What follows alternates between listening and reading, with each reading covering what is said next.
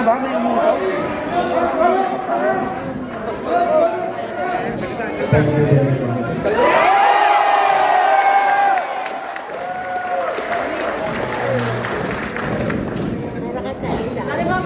I have no words, but thanks to the people of Manila.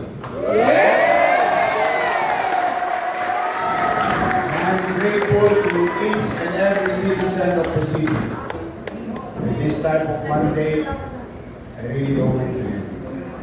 I will do my best to be a better mayor of the city.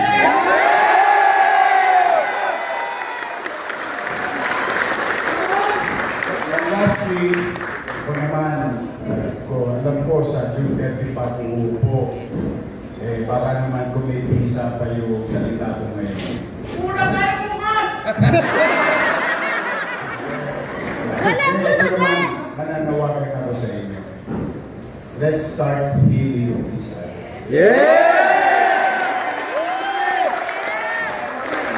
Kaya ulit sa idol na idol. Words, hurtful words thrown to us and to you. I know. But sabi nga, let's be magnanimous in victory. Salot yun, Lorde! Nananawagan ako sa inyo lahat. Paupahin nyo na ang damdamin ninyo. Yes!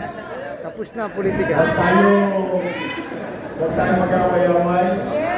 Let's move on with our lives. Yeah. We must work together because together